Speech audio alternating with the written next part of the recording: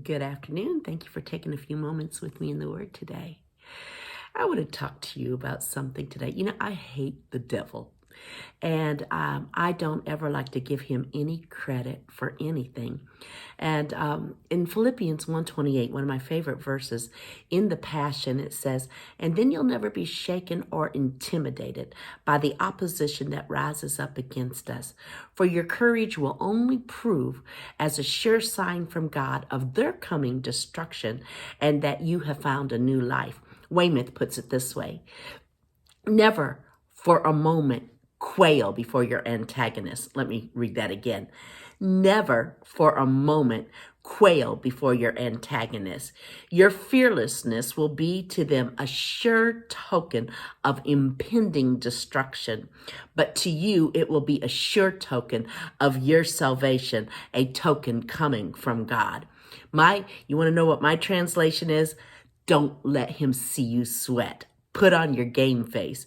A game face is just that look of intense determination on the face of a game player.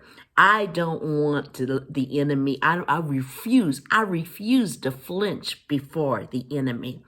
I brought to you a while ago that we are the healed, resisting sickness and disease. We're not the sick trying to get healed. And we have to remember that. Don't ever forget that.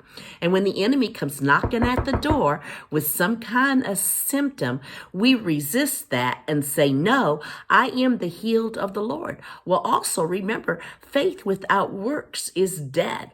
And so when the enemy is trying to bring some kind of symptom, I want to make it my determination that I do not want to succumb to what the symptom is trying to dictate to my body. So I want to try to find something that I can do. Let me give you an example. When my daughter and I had the car accident, and my right foot was put in a case or a brace, and that wanted to keep me sitting at home, and it's like I could see the enemy in the corner just laughing at me. Ha ha ha ha! I got you now. You can't go anyplace. And I'd look at him and I'd say, "No, you don't have me. Not one of my bones will be broken. I am the healed of the Lord." And so you know what I would do? So I couldn't get my blue jeans up over that case. I've got a pair of flannel pajama bottoms. I put them on. Now, sure, I drive with my right foot, but you know what? My left foot works just as well too. And I would get in my car and I would drive to the office. I knew I'd be the only one there. And even if I didn't have work to do that day, I would show up just for the principle of it, because I was going to act like I'm the healed. I was not going to allow the enemy to take any credit for what he had done. I was only going to say what God had done. Oh, excuse me while I get a little fired up here.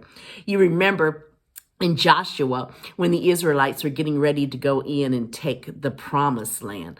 Now, that first generation that Moses led, when they came up to Jericho, they were not courageous. They were not strong. They looked like grasshoppers in their own sight, and they could not take the land.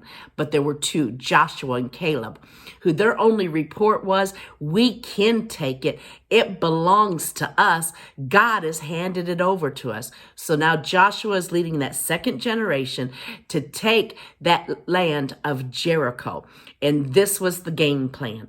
They were to march around that city like champions, like an army, with their face set like flint and not say a word. And then on that last day of marching, they're to blow the horn and shout out a victory. I think it went something like this: "Oh, clap your hands, all you people. Shout unto God with a voice of triumph." And then in the face of that courage, in the face of that strength, the wall fell flat. Child of God, learn to put on your game face. Don't let him see you flinch. Have that look of determination. And to him, it is a sign of his impending destruction. I love you. I look forward to being with you again on Friday.